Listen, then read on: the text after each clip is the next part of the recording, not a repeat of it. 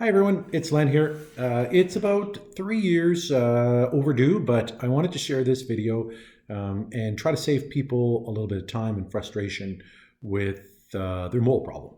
And like I said, we're about 3 years now into our property here in the North Okanagan of British Columbia.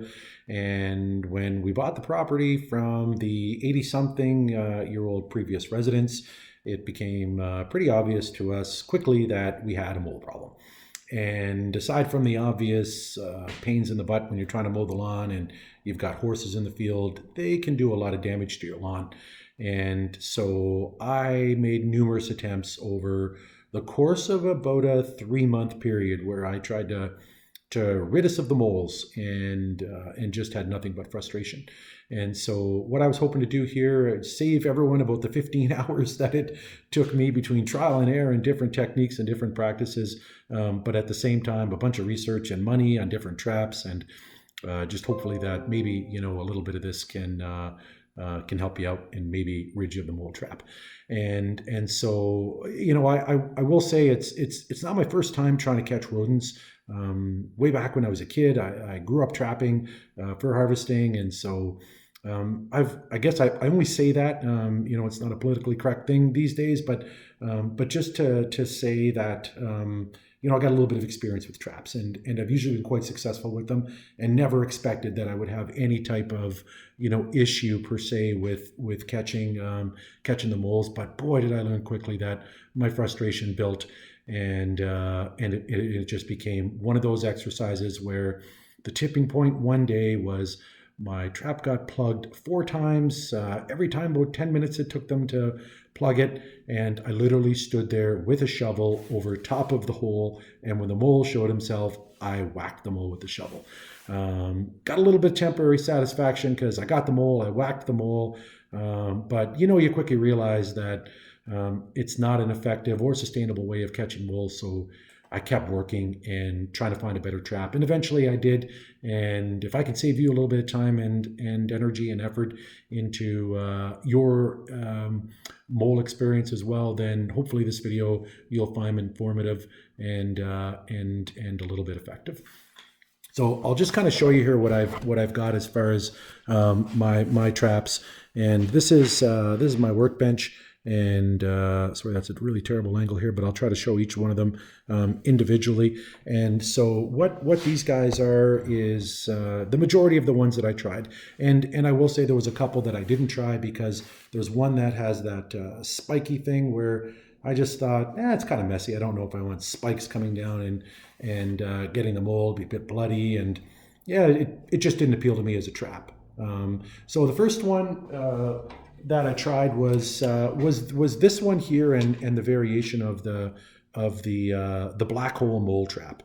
And so it's the trap with you dig the hole, and it's got the little trigger in here, and this thing sets down, and they go in and try to plug this guy with soil, and eventually somehow this little guy here comes down and catches the mole. Between this and the black hole mole trap, zero success. I got no moles. And so that's not to say it's a bad trap, because the black hole mole trap, when I did my research, everyone said it's really simple. It was available everywhere. I think it was Veterans or something that had made the trap. So I thought, what a great one. But just, I don't know if it's technique, but for whatever reason, that trap didn't work for me. And then what I guess I would say is if there's a little neat or a weird or this technique or that has to happen, then it's not really an effective trap if you've got to use a particular, little bit of this technique or that technique to perfect it. I want something simple, and I think everyone else wants something simple, and you don't necessarily want to have to get it just so in this little tweak way where the trap becomes effective.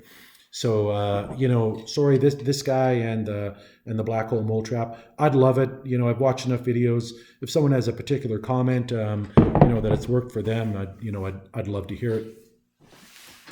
The other one, the second one that I tried, was this Victor trap, and boy, this is a beefy trap. You need these, 2 springs here to set the trap, and it's got these really big I can't even squeeze this thing really. Like I'm no I'm not a small guy, but that's really hard to. So the tension on this one alone is you wouldn't want to get a finger caught in, to put it that way. And then it's got this bail, and so the concept is you open this guy, the trap opens up, the bail sits, and but you got to stack enough sort of soil up where you're covering the runway, but not completely, because it needs to be able to hit the trigger, and then you've got to bury this trap a little bit. And again, not an easy trap to set for me, and not a lot of success. So I must say it's particularly, I think this one in the UK, a bunch of videos I watched, lots of people love it. It just didn't work for me, and so that's been my experience with it.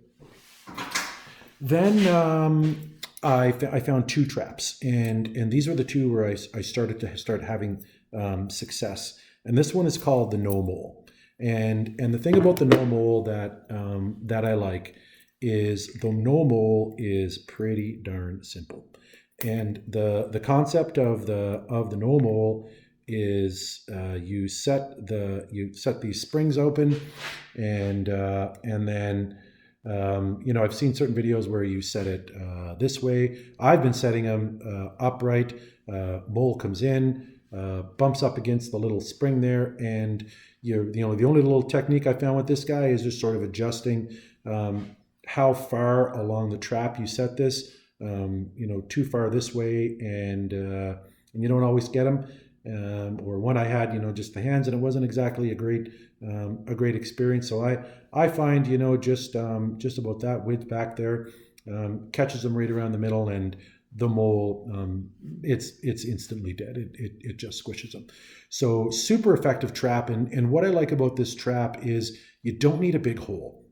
And sometimes I found there's a lot of variation in the hole size, where sometimes if it's a really small hole, just sliding this guy in is great versus say maybe the Macabee or the Macabee. I never quite know how to pronounce this guy, but super effective trap. But the difference being this one in the runway, it actually fits a little bit into the mole hole.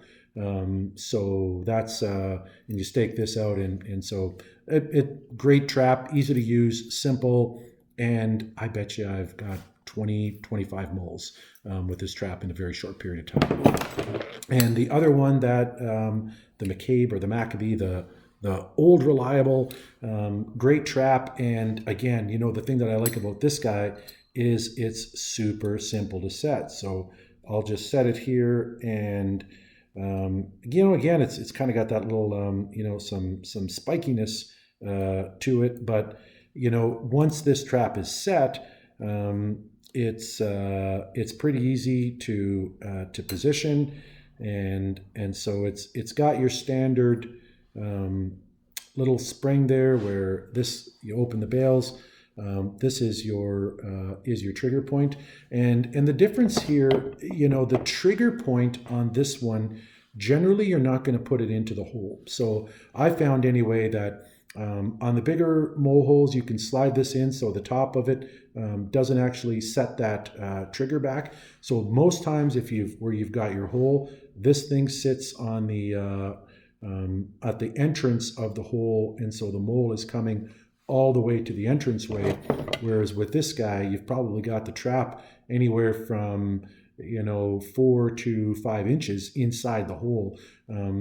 But can't honestly say there's anything wrong with this one. It's one of my go-to traps. And this guy here, same thing.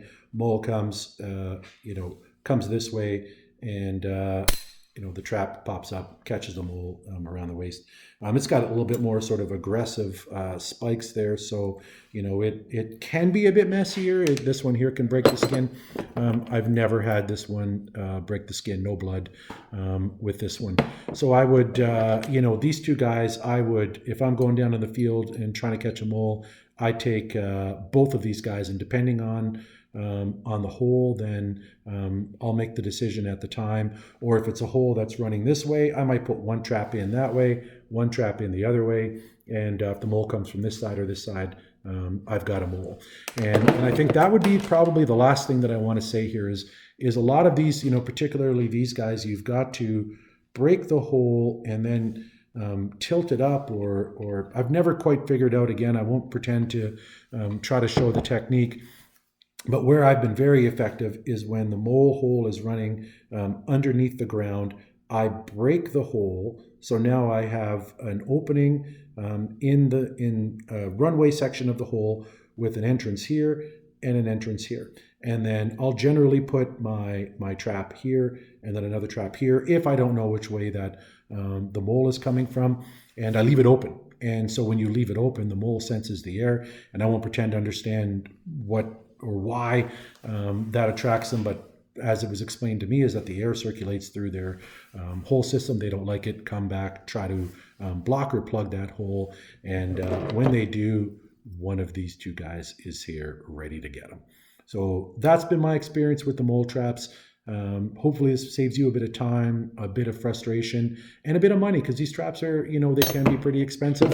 And but most importantly for me, I wanted to share what I learned, and hopefully save you guys a little bit of time and some frustration. So good luck with catching your moles, and hope this video helps.